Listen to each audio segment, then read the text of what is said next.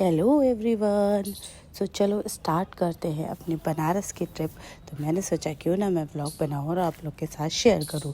तो मैं ट्रैवल कर रही थी बनारस, जो कि मेरी ट्रेन थी कानपुर से वाराणसी तक की।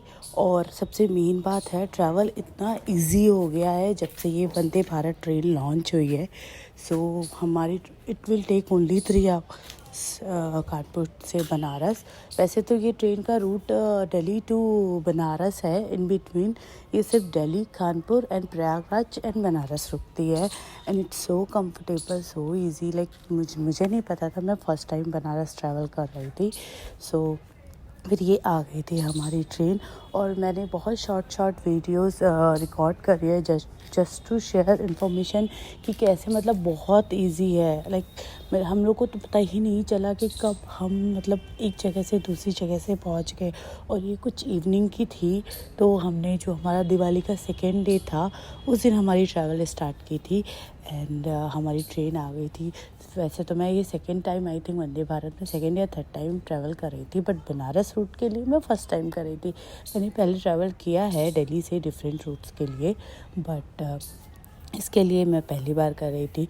तो चलो फिर वेट कर लेते हैं ट्रेन के रुकने का, और फिर हम अंदर से जाके देखेंगे कि ट्रेन कैसी है। वैसे तो देखने में तो बहुत कन्वीनियंट लग रही थी कि लाइक जब आप अंदर बैठोगे तो you will not get the feel of that normal train. It's a totally different. And the main thing, इसका जो क्या बोलते हैं, इसका जो चार्जेस है it's not too high, it's normal. कि मतलब middle class I think afford कर सकता है। I think one sided ticket थी हमारी सम 1100 समथिंग की।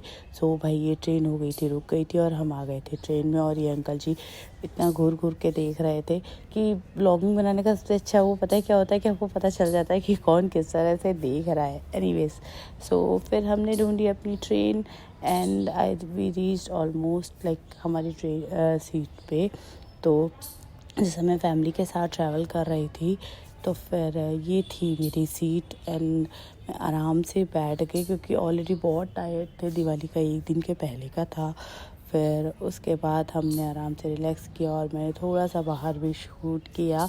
और मेरे कैमरे की बैटरी भी टोटली ड्रेन हो चुकी थी, but still I am shooting. मैं उसको चार्ज भी कर रही थी और बीच बीच में वो भी कर रही थी। उसके बाद मैं वेट कर रही थी कि पता नहीं ये कब कुछ स्नैक्स या कुछ देंगे। तो मैंने थोड़ा सा फिर ऐसे ही रिकॉर्ड किया। एंड उसके बाद इस यहाँ पे इन्होंने फूड प्रोवाइड किया, जिसमें एक फूड बहुत अच्छा था, लाइक घर का खाना था, जिसमें राइस था, पनीर की सब्ज़ी थी, ये आलू गोभी की सब्ज़ी थी, और राइस, और सबसे मेन चीज़ इन्होंने मूंग की दाल दी थी, जो कि बहुत टेस्टी थी, लाइक घर वाली बिल्कुल थी। और ये थे राइस पे पूरा पूरा नहीं, मैं जस्ट रिकॉर्ड करने के लिए इतना सा खोल रही थी क्योंकि मुझे अभी खाना खाना नहीं रहा। तो मैंने सोचा चलो रिकॉर्ड कर लेते हैं, फिर आराम से रेस्ट करके खाएंगे। सो फिर ये थी दाल, और उसके बाद थी पनीर की सब्ज़ी। तो दाल राइस बहुत अच्छा था, मतलब बहुत हाइजीन तरीके से आप बोल सकते हो, बहुत ही टेस्टी फूड था, हाइजीन तरीके से बना था। एंड लाइक आपको कैरी करने की फूड ज़रूरत नहीं है if you are travelling in Vande Bharat. और वैसे तो राजधानी में भी फूड मिलता है, but I don't think so food quality is too good. So यहाँ से हमारी जर्नी स्टार्ट हो गया, और मैंने साइड पे मूवी भी लगा ली थी because it like only 3 hours का ट्रेन था, इट्स नॉट मच। तो मेरे ख्याल से एक मूवी फिनिश होगी और तब तक हम ऑलमोस्ट रीच जाएंगे। सो दही था, और इन्होंने चपाती दी थी जो कि बहुत टेस्टी थी। अभी मैंने कर लिया था डिनर, और फिर इन्होंने ये वाटर बॉटल भी इन्होंने ही दी थी। और फिर बस ये खाने के बाद पेट हो गया था एकदम डन। और ऑलमोस्ट आई थिंक 9 बज गए थे, और 10 के आसपास हमारी ट्रेन वहाँ पे पहुँचने वाली थी। उसके बाद फिर मैंने किया थोड़ा सा रिलैक्स, और थोड़ा सा इधर उधर सब, मतलब सब कुछ ना कोई ना कोई सब टाइम पास कर ही रहे थे आराम से। फिर ये सब क्लीन करने के बाद फिर मैंने ट्रेन हो गई थी, पहुंच गई थी वाराणसी में। और भीड़ बहुत था, और सबसे मेन चीज़ है ना, लोग ना धक्का मुक्की में देखते नहीं है कि क्या करते हैं। तो मेरी आदत हमेशा क्या है कि हम अपोजिट साइड यूज़ करते हैं जहाँ पे ट्रैफिक नहीं होता है। तो यहाँ से हमने आई थिंक हम लास्ट थे जो ट्रेन से बाहर निकल रहे थे।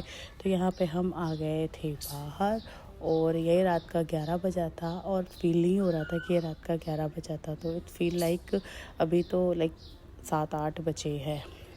सो फिर हम धीरे धीरे, हमारे ट्रेन का जो कोच था ना वो बहुत लास्ट में था, तो फिर हमें आगे आते आते आते बहुत टाइम लग गया था। और ये फिर धीरे धीरे हम स्टेशन से बाहर निकलने लगे थे। और हमने क्या किया था ना, हम बहुत दूसरे साइड पे एग्ज़िट हो गए थे। तो उससे क्या हुआ था कि हमें बहुत ज़्यादा वॉक करना पड़ा था। लाइक हमारा जो वो था ना, ट्रेन था ना, वो 1 नंबर पे रुका था, और जबकि हमें 9 नंबर से एग्ज़िट होना था।